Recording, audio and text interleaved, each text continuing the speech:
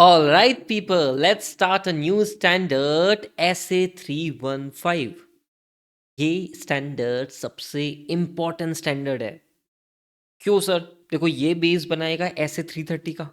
SA 330 जो इसके बाद अपन डिस्कस करेंगे कनेक्ट करेगा, और 450 उसके बाद अपन करेंगे, तो ये ऐसे 315 330 दोनों अच्छे से पढ़ पाएंगे, तो ये ऐसे 450 की कहानी समझ पाएंगे। ठीक है, तो ये भाई बहुत इंपॉर्टेंट है। इससे पहले ऐसे 315 से पहले आपको एक ऑडिट रिस्क का लेक्चर ऑलरेडी अपलोडेड है इन फास्ट ट्रैक प्लेलिस्ट यूट्यूब पे, आप देखोगे तो ऑडिट रिस्क का कॉन्सेप्ट मैंने बहुत डिटेल में डिस्कस करा था आपके साथ में। वो आपको अच्छे से पता होना चाहिए, क्योंकि वहाँ पे हमने मिसस्टेटमेंट का मतलब डिटेल में समझा था। रूमम क्या होता है, रिस्क ऑफ मटेरियल मिसस्टेटमेंट क्या होता है। रूमम दो लेवल्स पे होता है, याद है आप लोगों को? दो रूमम दो लेवल्स पे होता है, overall financial statement level and at assertion level. सबके बारे में डिटेल में बातें करी थी हमने। Inherent risk, control risk, detection risk, सबके बारे में डिटेल में अपन ने बातें करी थी। ठीक है, अब हमको ऐसे 315 डिस्कस करना है। ठीक है सर। अब ऐसे 315 अगर आप देखो ना, तो इसके नाम जोरदार है। मैं इस नाम को है ना हमेशा दो हिस्सों में बोलता हूँ: identify and assess ROMM. This is part one. Through understanding the entity and its environment, this is part two. और अपने नोट्स भी इसी तरीके से बने हुए हैं: identifying and assessing the ROMM, understanding the entity and its environment. दो पार्ट में इसके नोट्स है, ऐसे 315 के 2 पेजेस के नोट्स है। और अपन इसको पढ़ते समय भी ऐसे ही बोलेंगे, part one and part two. ठीक है सर। अच्छा, थोड़ा सा और बातें करते हैं अपन। अभी है ना एक ऐसे 315 अपन डिस्कस करने से पहले कुछ भूमिका बनाते हैं। मैं ऐसे 330 का नाम भी लिखता हूँ। सर, ऐसे 330 का क्या नाम है? Auditor respond to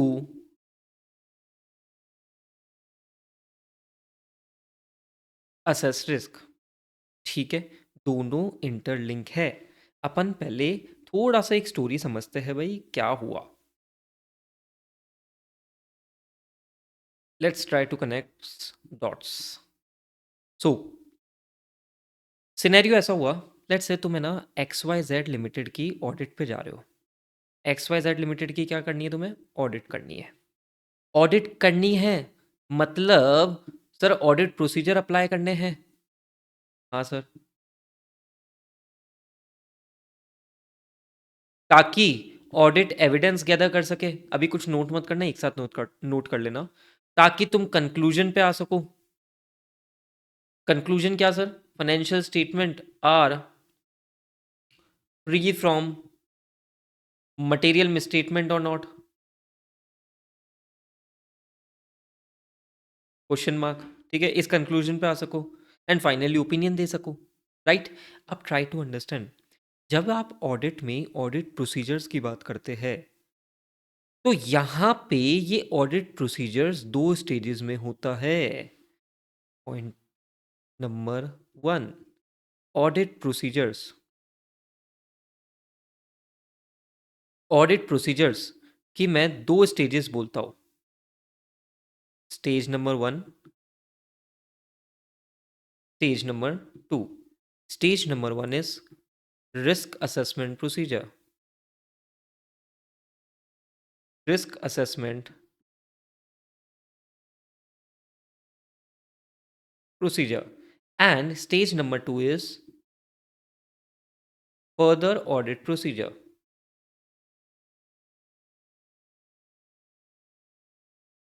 risk assessment procedure कहाँ पे दे रखा है?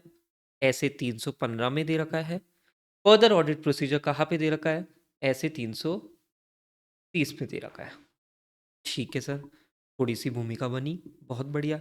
आरएपी एफएपी क्या होता है अभी समझेंगे, पर स्टेज तो समझो, स्टेज वन स्टेज टू। ठीक है सर। अच्छा, और बातें करते हैं। आपको याद है प्रोसीजर्स कौन कौन से होते हैं? ऑडिट प्रोसीजर्स, ये तो हमने ऑडिट प्रोसीजर्स की स्टेजेस बात करी। ऑडिट प्रोसीजर्स कौन कौन से होते हैं, पहले ये भी लिखो: inquiry, inspection, observation analytical procedure. देखो मैं ऐसे 315 सीधे स्टार्ट नहीं करूँगा, आपको थोड़ी सी एक बड़ी पिक्चर दिखाऊंगा पहले। एनालिटिकल प्रोसीजर्स, ठीक है सर। फिर दूसरे पेन से लिखेंगे recalculation,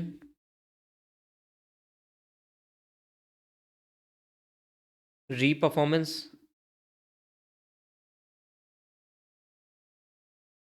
then external confirmation, external confirmation. एक और पॉइंट लिख देता हूँ, इन सबका डिटेल डिस्कशन कहाँ पे होगा? डिटेल डिस्कशन इन ऐसे 501। डिटेल डिस्कशन इन ऐसे 501, 501 नहीं सॉरी, 500। वहाँ पे अपना इनके बारे में भी डिटेल में बातें कर रखी है, बाकी बेसिक बातें तो अपन हर जगह कर ही रहे हैं इनकी। ठीक है सर। सर ये अलग अलग पेन से क्यों लिखा, इसके पीछे लॉजिक है।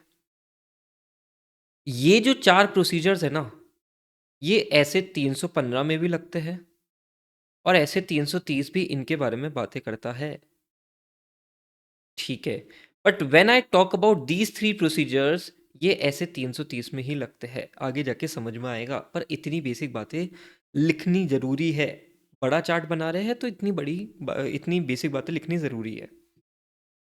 सर क्या क्या क्या वापस बताओ। मैंने कहा देख मेरे भाई सुन, ऑडिट प्रोसीजर्स की 2 स्टेजेस है, risk assessment procedure and further audit procedures. ठीक है, और इन स्टेजेस में आप अलग अलग ऑडिट प्रोसीजर्स लगा सकते हो, जिनके मैंने नाम लिख दिए, 7 नाम लिख दिए। अब उसमें भी मैंने आपको क्या बताया कि जो 4 प्रोसीजर्स है ना, ये 315 में भी लगते हैं, 330 में भी लगते हैं, पर बाकी के जो 3 प्रोसीजर है वो ऐसे 330 में लगता है। ठीक है, भूमिका बनी। हाँ सर। अच्छा आओ ना इधर देखो ना, ये अपने ऐसे 315 के बारे में बातें हो रही है। ठीक है, ऐसे 315 में inquiry, observation, inspection, analytical procedures. ठीक है, ये चारों का नाम दे रखा है। क्या करते हैं वो डिटेल में समझेंगे अभी। We don't know about RAP, हमें आरएपी के बारे में नहीं पता, पर हमने बेसिक बातें बनाई है अभी। क्लैरिटी है सर, क्लैरिटी। अब ऑडिट प्रोसीजर्स ये हुआ आपका। इतना एक बार कॉपी कर लो यार। ठीक है, वीडियो को पॉज करके एक बार इतना कॉपी कर लो, very important. Now let's talk about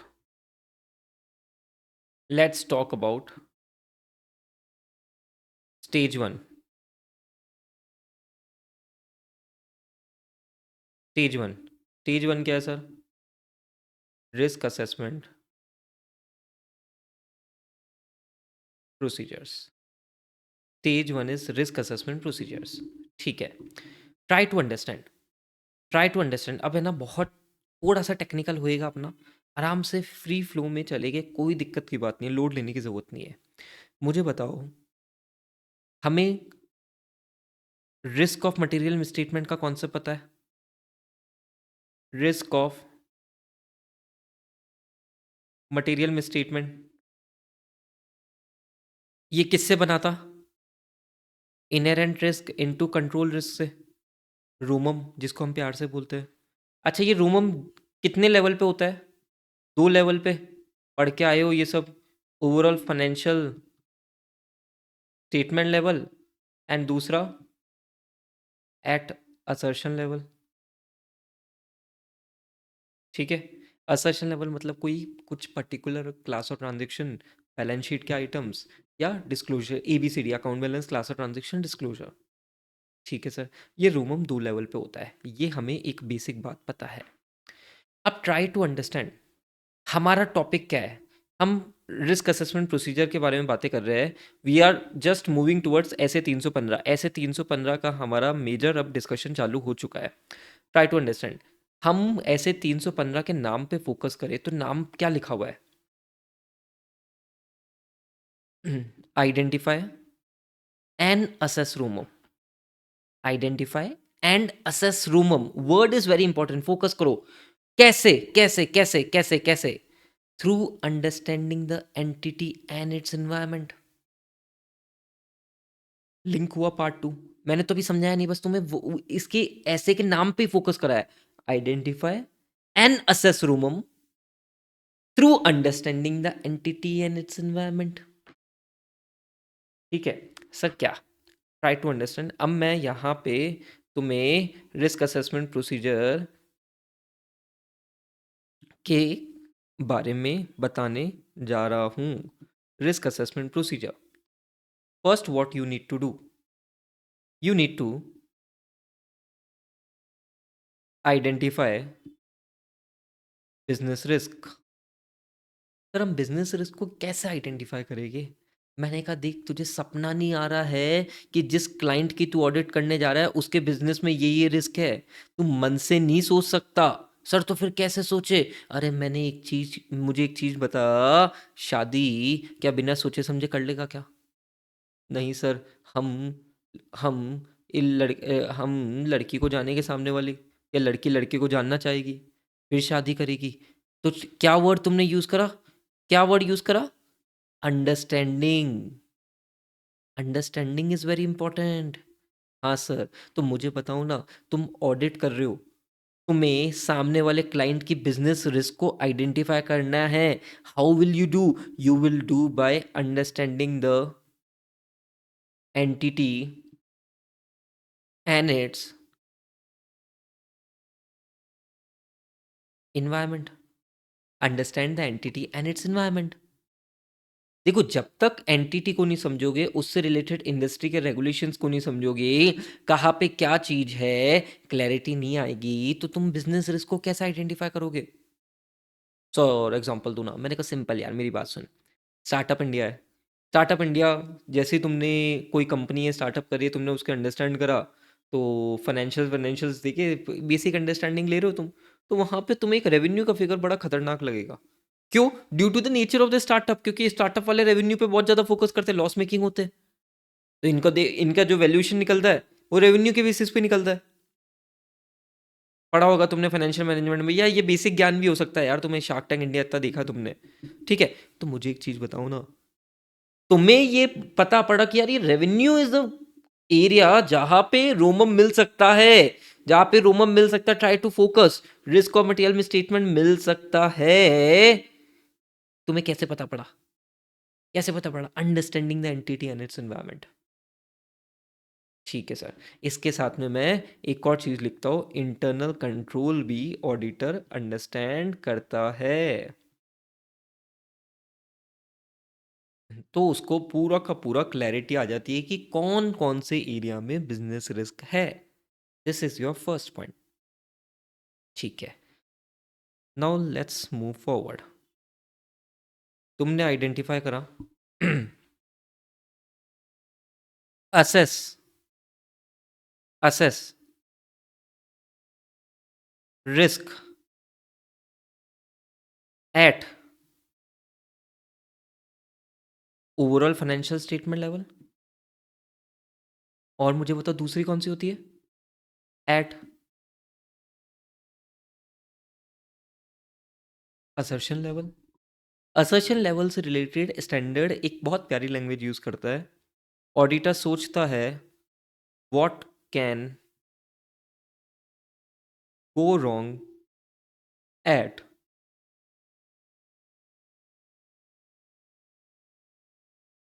assertion level. ठीक है, पहले तुमने बिजनेस रिस्क को आइडेंटिफाई करा। हाँ सर, बिजनेस रिस्क को आइडेंटिफाई करने के बाद में आप तुमने देखा कि यार ये रिस्क फाइनेंशियल स्टेटमेंट लेवल से रिलेटेड है, या रिस्क असर्शन लेवल से रिलेटेड है। ठीक है, क्लैरिटी है। Now what you will do,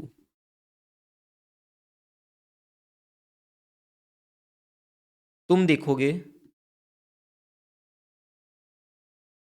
likelihood of misstatement. Likelihood of misstatement, इस बिजनेस रिस्क के कारण फाइनेंशियल स्टेटमेंट में मिसस्टेटमेंट के चांसेस है क्या? तुम ये देखने की कोशिश करोगे। अच्छा, केवल मिसस्टेटमेंट से बात बन जाती है क्या? नहीं सर, हमें मैग्नीट्यूड भी तो देखना होता है, हमें उसका मटेरियल एंगल भी तो देखना होता है, हम वो भी तो देखेंगे साथ में।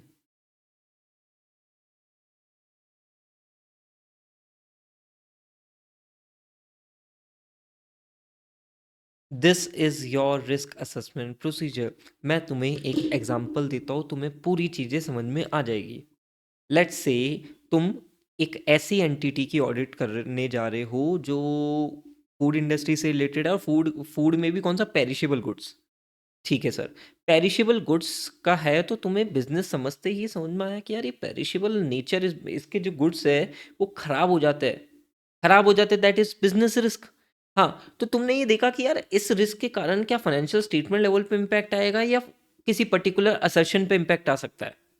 तो लेट्स से, जो ये वाला एग्जांपल मैंने पहले भी लिया है तुम्हारे साथ में ना, लेट्स से भाई पेरिशेबल गुड्स है तो क्लोजिंग स्टॉक के वैल्यूएशन पे इम्पैक्ट आ सकता है, because net realisable value will significantly drop. Yes sir. और एंटिटी क्या पता कॉस्ट और NRV whichever is higher पे कर रही हो, कॉस्ट पे वैल्यू कर रही हो जबकि एनआरवी बहुत ज्यादा गिर गई हो। हाँ सर। तो there is a chance, there is a chance, there is a chance of, देखो क्या लिखा हुआ है, there is a likelihood of misstatement. क्या क्या उस बिजनेस रिस्क के कारण ऑडिटर ये सोच रहा है कि क्या मिसस्टेटमेंट के चांसेस है क्या। एंड मिसस्टेटमेंट के साथ में material word is very important, क्या उस मिसस्टेटमेंट का क्या मैग्नीट्यूड होगा। इस तरीके से तुम अंडरस्टैंड करके चलोगे, देन तुम्हें रिस्क असेसमेंट प्रोसीजर समझ में आएगा। सर रिस्क असेसमेंट प्रोसीजर क्या सर, मतलब ऐसे ही हो जाता है क्या? मैंने कहा नहीं रे, पूरा एंटिटी को अंडरस्टैंड करना पड़ता है। And try to understand, entity की अंडरस्टैंडिंग एक बार में तुम्हें आ भी नहीं सकती, कंटिन्यूस प्रोसेस है। एंटिटी के इंटरनल कंट्रोल को अंडरस्टैंड करना पड़ता है। इंटरनल कंट्रोल को अंडरस्टैंड सर क्यों कर रहे हैं? मैंने कहा देख, कंट्रोल्स अगर वीक है, कंट्रोल्स अगर वीक है तो भाई रिस्क ज़्यादा हो जाएगी ना, रोमम ज़्यादा हो जाएगा ना। हाँ सर। तो वो इम्पोर्टेंट हो गया। ठीक है, ये है रिस्क असेसमेंट प्रोसीजर का काम। बस इतना है रिस्क असेसमेंट प्रोसीजर का काम। ये है तुम्हारा stage 1, this is your stage 1 risk assessment procedure. Clarity आ रही है?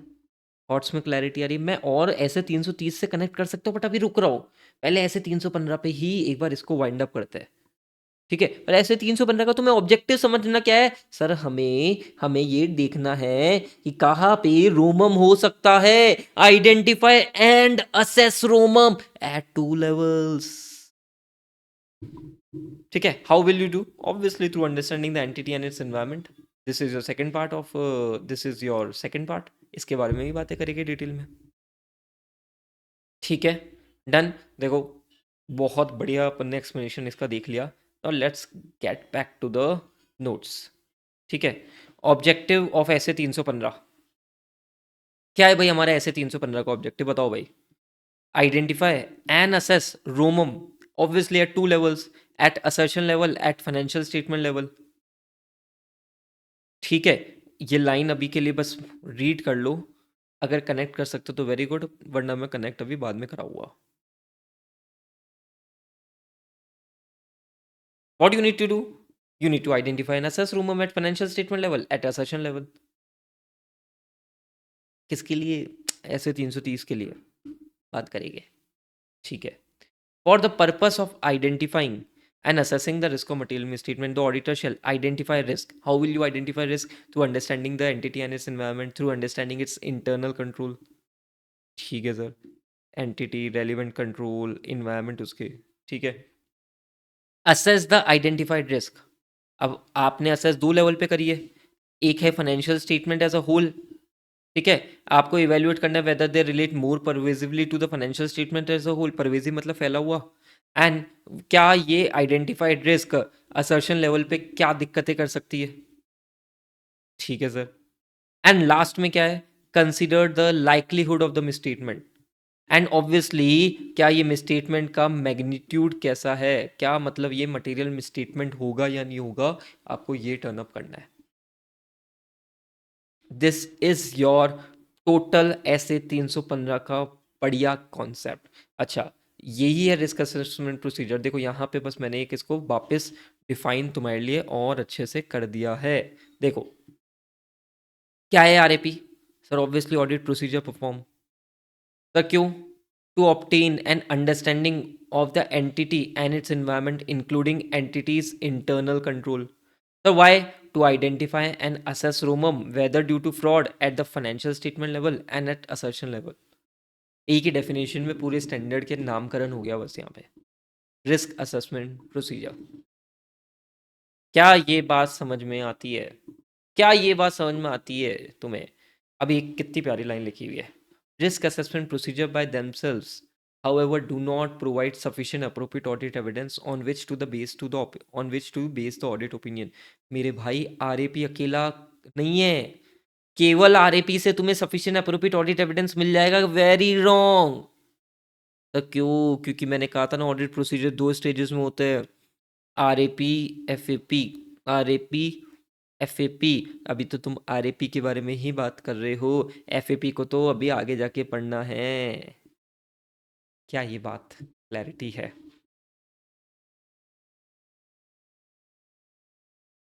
टेक योर टाइम, वीडियो को पॉज करो मेरे भाई।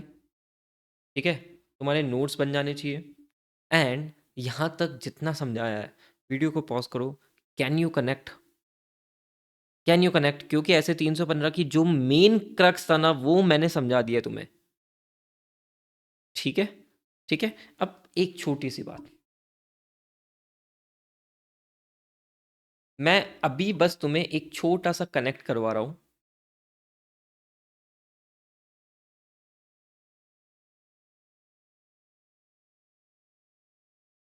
यहां पे तुम क्या कर रहे हो? Identify and assess ROMM. और यहां पे तुम क्या करोगे? Auditor responds to assess risk. जो यहाँ पे तुमने रोमम आइडेंटिफाई करा है ना, उसका रिस्पॉन्ड कौन बताएगा? ऐसे 330 बताएगा।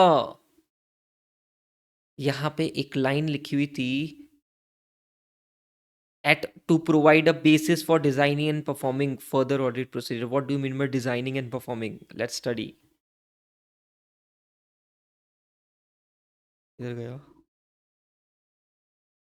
ठीक है, let's say this is a triangle. Less risk, आपने अलग अलग एरिया बांट दिया, less risk, medium risk, high risk. ठीक है, आपने रिस्क बेस्ड अप्रोच करी, कहाँ पे कितनी क्या रिस्क है। अब आप उसी के बेसिस पे रिस्पॉन्ड करोगे। लेस रिस्क है तो ऑडिट प्रोसीजर भी लेस होगे, मीडियम रिस्क है तो ऑडिट प्रोसीजर उसके अकॉर्डिंगली होगे, और हाई रिस्क है तो ऑडिट प्रोसीजर भाई बहुत ज़्यादा होगे। मुझे बताओ, हाई रिस्क की एरियाज है तो एक्सपीरियंस टीम को रखोगे या जूनियर स्टाफ को बोलोगे ला जाओ ऑडिट कर ले? ऑब्वियसली सर एक्सपीरियंस टीम को रखेंगे, हाई रिस्क है। ठीक है, ऑडिट रिस्क हमको कम करनी है, हाई रिस्क है, ऑब्वियसली हम एक्सपीरियंस स्टाफ को रखेंगे, वहाँ हम ज़्यादा प्रोसीजर्स लगाएंगे, ज़्यादा सैंपल साइज लेंगे। ठीक है, this is your connect. When you are talking about the SA 315, you are focusing कि भाई हमें बस रिस्क, हमें रूमों आइडेंटिफाई हो जाए, असेस हो जाए, इसका रिस्पॉन्ड 330 करवाएगा तुम्हें। This is the basic bifurcation you need to understand, otherwise भाई साहब घूमते रह जाओगे पूरी ऑडिट में। क्या ये बात आपको समझ में आती है? बढ़िया, क्लैरिटी है। डन, आगे बढ़े, चलो।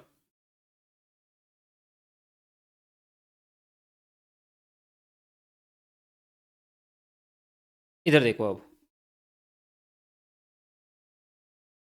Risk assessment procedure shall include the following. हमने बातें करी थी इसकी, inquiries, observation and inspection, analytical procedures. देखो यहाँ पे बनाए थे अपन ने।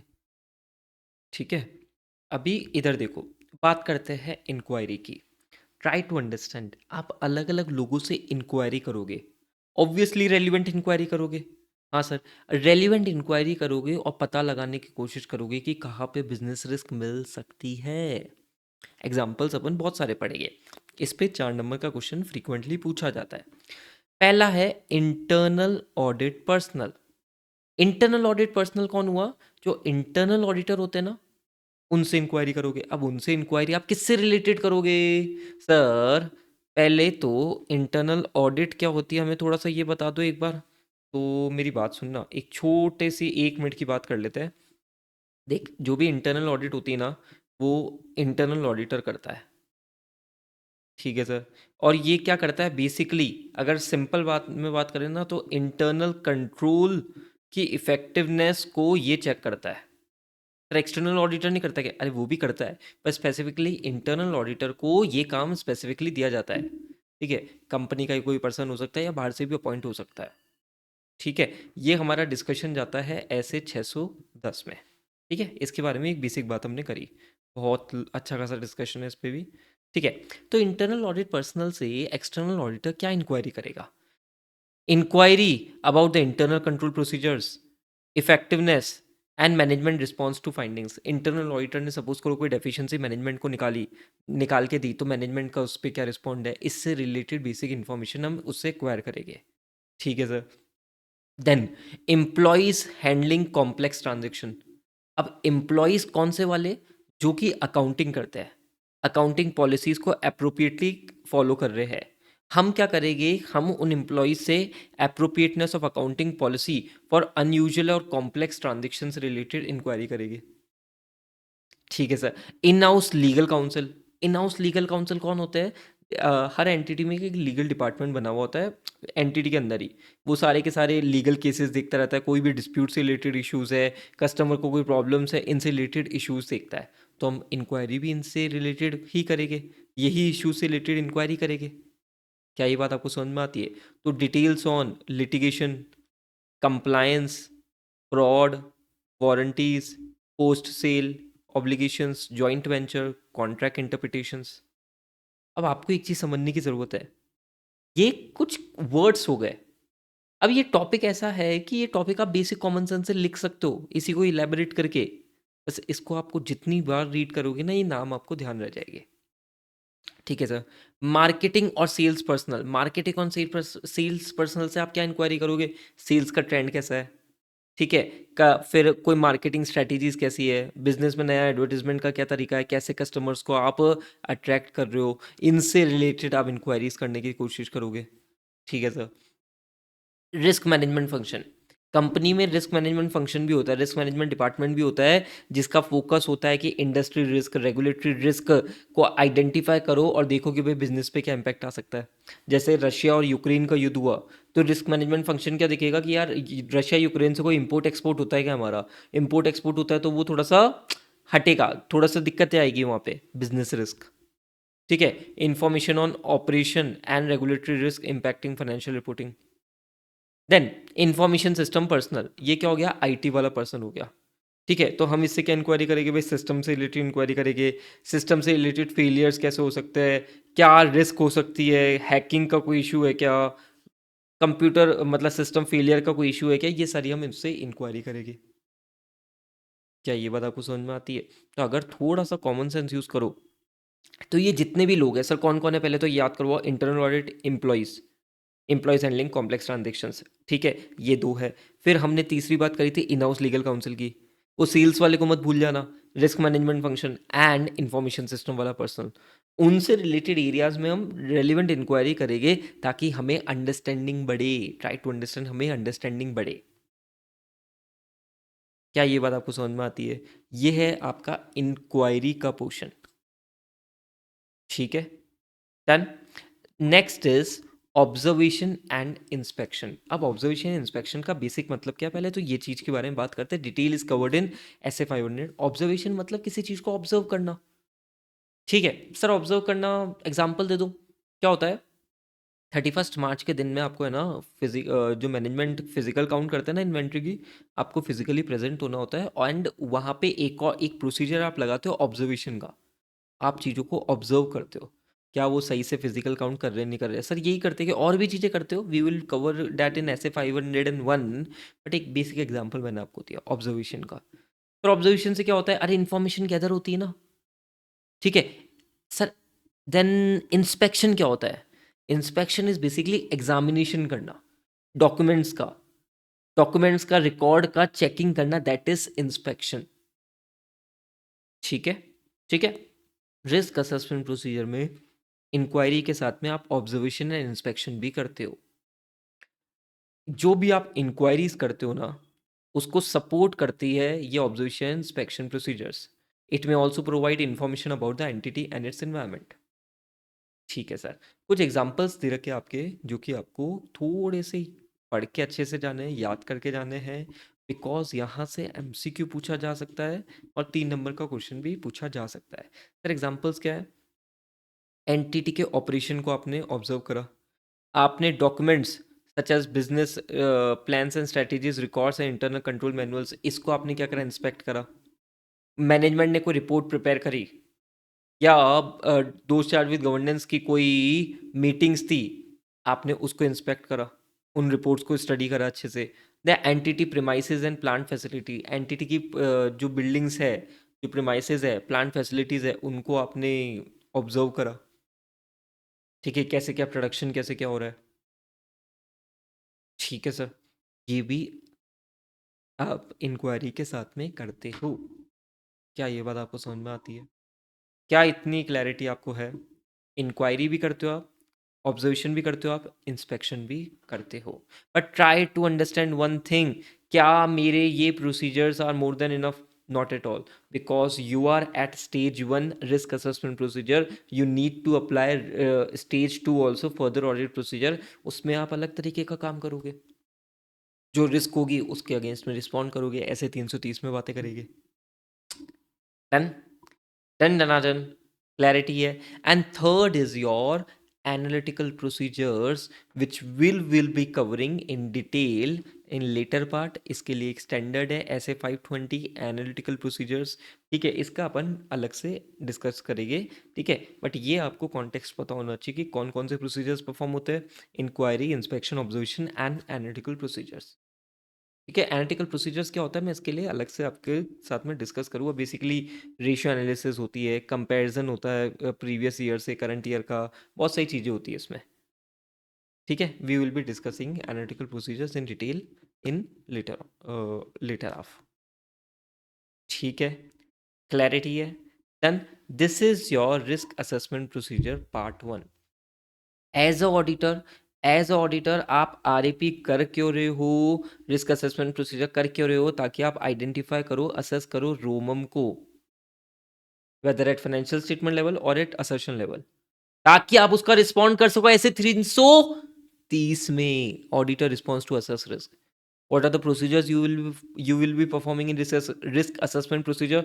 Inquiry, inspection, observation, analytical procedures। ठीक है, done, clarity. This is your first part and most important. हमने यहाँ पे पढ़ा था कि हम ये आइडेंटिफाई रिस्क कैसे करेंगे? Through the process of obtaining and understanding of the entity and its environment and it's internal control. second part of this, no, second part of this standard is here, understanding the entity and its environment। क्या तुम connect कर पा रहे हो चीज़ों को? यही चीज़ अगर तुम आई से स्टडी मटेरियल से पढ़ो, सेम चीज़ कंटेंट है, कुछ अलग नहीं है, बट उसी चीज़ की लिंकिंग हमारे आई सी स्टडी मटेरियल में इम्पॉसिबल है। आई सी स्टडी मटेरियल से लिंकिंग इसको आप कर ही नहीं सकते, कर ही नहीं सकते। वहाँ पे क्या हो जाता है यार, ये टॉपिक है, ये टॉपिक है, बस आप पढ़े जा रहे हो, बट क्यों पढ़ रहे हो, क्या लॉजिक है उसका, आप वो दिमाग में बिठा ही नहीं पा रहे हो। ये प्रॉब्लम है सिद्धि सी। ठीक है, तो स्टार्ट करते भाई, understanding the entity and its environment. अब देखो, understanding the entity and its environment आपका सेकंड पार्ट है, और ये सेकंड पार्ट बहुत इजी है। 4 नंबर का क्वेश्चन आ जाए ना तो बोनस नंबर मान के चलना। तुम्हें कॉमन सेंस यूज करना है, सीधे रटने जाओगे ना बड़ी दिक्कत की बात है। कॉमन सेंस यूज करना, understanding the entity and its environment. जैसे मैं तुम्हें बोलता हूँ understanding the entity and its environment, तो इसमें तुम्हें क्या चीज़ अंडरस्टैंड करनी है? तुम ये अंडरस्टैंडिंग लोगे कैसे? हम बोलते हैं अंडरस्टैंडिंग किसकी? एंटिटी की और उसके एनवायरनमेंट की। तो किसकी अंडरस्टैंडिंग लेनी है? पहले तो अपन बात करते हैं रेलिवेंट इंडस्ट्री। रेलिवेंट इंडस्ट्री, जैसे मैं एक एग्जांपल लेता हूँ, रिलायंस जियो की तुम ऑडिट पे जा रहे हो, तो रिलायंस जियो का सबसे पहले इंपॉर्टेंट क्या है? तुम्हें देखना है कि भाई टेलीकॉम इंडस्ट्री है, तो तुम्हें टेलीकॉम इंडस्ट्री देखनी है। ठीक है, उससे रिलेटेड रेगुलेशंस तुम्हें देखना है, साथ के साथ में तुम्हें एप्लीकेबल एफआरएफ की अंडरस्टैंडिंग लेनी है। ठीक है सर, उसके बाद में रिलायंस जियो पे आओ। Nature of entity, nature of entity में क्या क्या चीज़ें आ गई सर? उसका ऑपरेशंस कैसे है, उसकी तुम्हें अंडरस्टैंडिंग्स लेनी है। देन ओनरशिप स्ट्रक्चर कैसा है, ओनरशिप के बारे में देखना है। इन्वेस्टमेंट कैसा है,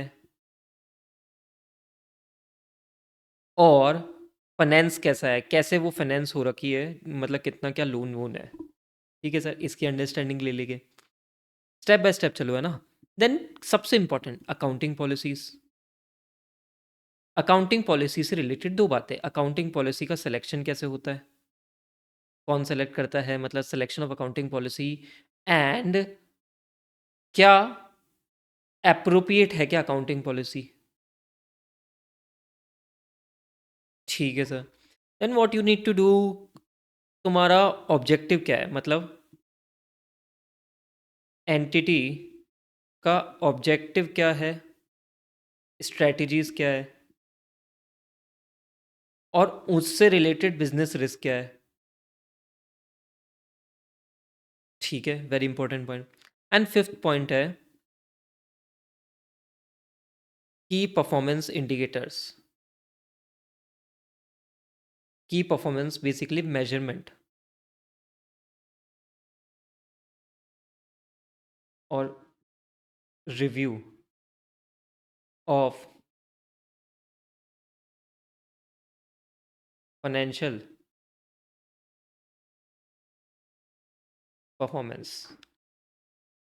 ठीक है, तो ये कुछ बेसिक पॉइंट्स है जिनकी तुम्हें अंडरस्टैंडिंग लेनी है। ठीक है, एग्जाम में क्वेश्चन आता है understanding the entity and its environment, कैसे ऑडिटर को किस किस की अंडरस्टैंडिंग लेनी है, इन पॉइंट्स की अंडरस्टैंडिंग लेनी है। और बहुत बेसिक पॉइंट है। अब थोड़ी सी और बातें करते हैं। ट्राई टू अंडरस्टैंड, हमारे स्टडी मटेरियल में इससे रिलेटेड कुछ एग्जांपल्स दे रखे हैं, यहाँ पे कुछ एग्जांपल्स दे रखे हैं। एंड की परफॉर्मेंस मतलब measurement review of financial performance कैसे करोगे, कैसे अंडरस्टैंडिंग लोगे, इससे रिलेटेड कुछ एग्जांपल्स दे रखे हैं। अब पहले के टाइम की बात करूं तो पहले तो ये पूछ लेते थे भाई 5 के 5 पॉइंट है, इसके बारे में बता दो। ठीक है, 5 पॉइंट तुम्हें लिखने होते थे, नंबर मिल जाते थे। अब हमारा एग्जामिनर क्या गेम करने लग गया, ये पॉइंट दे दिया, बोल दिया इसको एक्सप्लेन करो, मतलब इसके एग्जांपल्स को बताओ। ये एंटिटी ऑब्जेक्टिव एंड स्ट्रेटेजी बोलती है, इसके एग्जांपल्स को बताओ। ठीक है, तो क्वेश्चन पूछने का तरीका ऐसा भी हो सकता है, हर तरीके का क्वेश्चन कैसा आता है इस टॉपिक में मैंने आपको बता दिया। पॉइंट इसके लिए। ठीक है, अपन ने ये 5 पॉइंट पढ़े, 5 पॉइंट में आपको एक बार दिखाया, तो फिर अपन इनके एग्जांपल्स अपन देख लेंगे। ठीक है, चलो एक बार देखो, या साथ में अपन एग्जांपल्स भी देख लेंगे। सो auditor shall obtain an understanding of the following. First point is this, relevant industry, regulatory and other external factor including the applicable FRF. Second point is nature of entity including its operation कैसा है, ownership, investment कैसा है, कैसे entity finance हो रखी है। ठीक है, देन एंटिटी का selection and application of accounting policy, accounting policy का सिलेक्शन, उसका एप्लीकेशन अप्रोप्रिएट है क्या। देन एंटिटी के क्या ऑब्जेक्टिव है, क्या स्ट्रेटजीज हैं, एंड उससे रिलेटेड क्या बिजनेस रिस्क है जिसके कारण रिस्क और मटेरियल मिसट्रीटमेंट हो सकता है। ठीक है, then measurement and review of entities financial performance.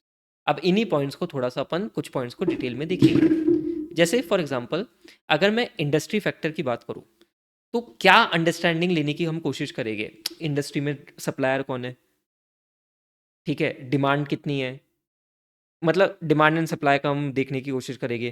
Competition कैसा है, मोनोपोली बिजनेस है, डिओपोली बिजनेस है, या बड़ा बिजनेस, मतलब सारे बहुत सारे प्लेयर्स है। ठीक है, टेक्नोलॉजी से रिलेटेड क्या एडवांसमेंट्स हो रहे हैं, क्योंकि रिस्क तो आपको तभी पता पड़ेगी ना, इन चीज़ों की अंडरस्टैंडिंग लोगे। तो यही पॉइंट है, industry factors, competitive environment, supplier and customer relationship, technological development, risk specific to the nature of the business और लेवल ऑफ रेगुलेशंस। देन आपको एप्लीकेबल एफआरएफ की भी अंडरस्टैंडिंग करनी है, जैसे रेगुलेटरी फैक्टर में कौन कौन सा है applicable FRF, legal and political environment. Then other external factors, जैसे कि बैंक रेट, ब्याज रेट, फिर हमारे ट्रम्प भाई कभी भी स्टेटमेंट दे देते हैं, नए नए आए पावर में, कभी भी कोई भी स्टेटमेंट दे देते हैं, मार्केट हिल जाता है। ठीक है, तो ब्याज रेट, डॉलर कैसे क्या हो रहा है, ये सारी आपको अंडरस्टैंडिंग लेके चलनी है। General economic condition, interest rate and financing availability, inflation. जैसे अभी आरबीआई की मीटिंग थी, उन्होंने रेट कम कर दी, तो उसका इम्पैक्ट कैसे आएगा एंटिटी पे, आपको देख के चलना है, अंडरस्टैंडिंग लेके चलनी है। ठीक है, इकोनॉमिक्स नहीं पढ़ा सकता, नहीं तो वो भी पढ़ा देता तुम्हें इस क्लास में। चलो इधर आओ। देन तीसरा पॉइंट तो हो गया। फोर्थ पॉइंट की बात करते हैं। फोर्थ पॉइंट को ध्यान से समझना, 3 नंबर का क्वेश्चन आ सकता है, और ये 3 नंबर का question it will be very difficult for a student to write, क्योंकि पहले तुम्हें टॉपिक का मतलब समझ में आना चाहिए। टॉपिक क्या है, एंटिटी का ऑब्जेक्टिव एंड स्ट्रेटेजीज क्या है, और उससे रिलेटेड बिजनेस रिस्क क्या है जिसके कारण रिस्क ऑफ मटेरियल स्टेटमेंट हो सकता है। टॉपिक पे फोकस करो। तो इसके कुछ एग्जांपल्स दे रखे हैं। सर क्या क्या एग्जांपल्स दे रखे हैं? बड़े इजी एग्जांपल्स दे रखे हैं। तो ऑडिटर को अंडरस्टैंडिंग लेनी है कुछ मैटर्स की, जिससे एंटिटी के ऑब्जेक्टिव स्ट्रेटेजीज पता पड़ पाए एंड उससे रिलेटेड बिजनेस रिस्क पता पड़े। तो पहला एक एग्जांपल तो क्या है, इंडस्ट्री का डेवलपमेंट। इंडस्ट्री के डेवलपमेंट से बिजनेस रिस्क कैसे हुई? लेट्स से इंडस्ट्री में बहुत डायनामिक्स चेंजेस हो रहे हैं, बट एंटिटी के पास में सफिशिएंट पर्सनल स्टाफ ही नहीं है, एक्सपर्ट नहीं है, जो एंटिटी को इंडस्ट्री के डायनामिक्स चेंजेस से मतलब मैच करवा पाए। कोई टेक्नोलॉजिकल एडवांसमेंट हो रहा है, हमारी एंटिटी ध्यान ही नहीं देती। सर हमारी एंटिटी मतलब क्लाइंट ध्यान ही नहीं देती। तो वो टेक्नोलॉजिकल एडवांसमेंट के कारण लेट से तुम्हारे कोई प्रोडक्ट ऑब्सोल्यूट हो सकते हैं बिजनेसेस के। ठीक है, new product and services. Let's say x limited ने कोई प्रोडक्ट लॉन्च करा। तो प्रोडक्ट लॉन्च करा तो उससे रिलेटेड रिस्क क्या है? सर उससे रिलेटेड रिस्क ये है कि एडवर्टाइजमेंट का खर्चा बहुत ज़्यादा करना पड़ेगा। हाँ sir. Third point is expansion of the business. Expansion आपने कर तो दिया, एक्स लिमिटेड ने एक्सपेंशन ऑफ द बिजनेस करा, तो उससे रिलेटेड रिस्क क्या है? क्या इतनी डिमांड है कि बिजनेस का expansion is the right step? Auditor ऐसे अंडरस्टैंडिंग लेता है ताकि उसको बिजनेस की अंडरस्टैंडिंग है, ऑब्जेक्टिव्स की अंडरस्टैंडिंग है, एंड उससे रिलेटेड रिस्क भी समझे। क्योंकि हमें अल्टीमेटली करना क्या था? आओ ऊपर आओ, कनेक्ट करो। हमें अल्टीमेटली बिजनेस रिस्क आइडेंटिफाई करनी है, और उस बिजनेस रिस्क को असेस करना है 2 लेवल्स, और देखना है कि भाई प्रोबेबल मिसस्टेटमेंट है क्या, मटेरियल मिसस्टेटमेंट है क्या। हमारे यही तो स्टेप थे रिस्क असेसमेंट प्रोसीजर में। और हम कैसे करेंगे? Through the understanding the entity and its environment. क्या ये बात आपको समझ में आती है क्या? क्या ये बात आपको समझ में आती है क्या? बोलो बोलो बोलो बोलो। You need to connect the dots. And last point है measurement and review of entities financial performance. क्या करेंगे सर? बेसिकली आप क्या कर सकते हो, आपने कुछ इंपॉर्टेंट रेशियोज ले लिए कैलकुलेशंस के लिए। ठीक है, आपने पीरियड ऑन पीरियड कंपैरिजन कर लिया, पिछले साल क्या ग्रोथ थी, इस साल क्या ग्रोथ है। उससे भी बहुत चीज़ें पता पड़ जाती है। सर कैसे? लेट से जीपी मार्जिन पिछले साल था 10%, इस साल है जीपी मार्जिन 35%। है, हाँ है इतना। तो क्या तुम्हें रिस्क लग रहा है? बिल्कुल रिस्क लग रहा है। कुछ तो गड़बड़ है दया, क्लोजिंग स्टॉक की वजह से तो नहीं हुआ ये सब। ठीक है। Then what you can also do, आप बजट को अंडरस्टैंड करो, फोरकास्ट वेरिएंस एनालिसिस, मतलब कितना बजटेड था, मतलब ईयर ऑन ईयर का बजट कितना था, एक्चुअल कितना है, वेरिएंस क्यों आ रहा है, ये सारी चीज़ें तुम कहाँ पे पढ़ते हो? In standard costing. पढ़ा ही नहीं पढ़ा तुमने? एंड लास्ट है आपका credit rating agency report. Sir ये क्या होती है? जैसे कंपनीज के नाम बोलता हूँ मैं तुम्हें, केयर लिमिटेड, क्रिसिल लिमिटेड। ये क्या होती है? ये हर कंपनी की जैसे बॉन्ड्स इशू करे, ठीक है, तो बॉन्ड्स पे भी रेटेड होता है, ये ट्रिपल ए बॉन्ड है, ये बी कैटेगरी का बॉन्ड है। उससे क्या पता पड़ता है कि एंटिटी किस तरीके की एंटिटी, रिस्की है या नहीं है। जैसे तुम कोई डिबेंचर में इन्वेस्टमेंट करोगे ना, फाइनेंशियल मैनेजमेंट में तुमने पढ़ा होगा, डिबेंचर में तुम कभी इन्वेस्टमेंट करोगे तो वहाँ पे लिखा हुआ होता है भाई ये ट्रिपल रेटेड है, ये कैसा है, उनकी रेटिंग लिखी हुई होती है, और उसी के हिसाब से इंटरेस्ट रेट देते हैं वो। जो ज़्यादा रिस्की बॉन्ड डिबेंचर्स होते हैं ना, वो आपको ज़्यादा इंटरेस्ट देंगे। ठीक है, बात समझ में आती क्या? तो ये क्या, एज अ ऑडिटर आपको बेसिक अंडरस्टैंडिंग लेनी है इन चीज़ों की। आप अंडरस्टैंडिंग लोगे तभी आपको बिजनेस रिस्क आइडेंटिफाई होगी, and you will be able to do the justice with the objective of SA 315 identify and assess the ROMM. Point is clear? क्या ये बात आपको समझ में आती है? ये बहुत मेन पॉइंट था। एंड देन हम जाते हैं इसके लास्ट पॉइंट पे। अब मुझे एक चीज़ बताओ, तुम रिलायंस जियो की एंटिटी की ऑडिट करने जा रहे हो, क्या तुम्हें 1 दिन 2 दिन 3 दिन 4 दिन में पूरी रिलायंस जियो समझ में आ जाएगी? मुकेश भाई बोलेगा आ जाओ भाई तुम ही काम कर लो, पॉसिबल नहीं है ना यार, बड़ी एंटिटी है, लेट्स से बड़ी एंटिटी में तुम्हें इतना इजीली समझ में आ जाएगा क्या?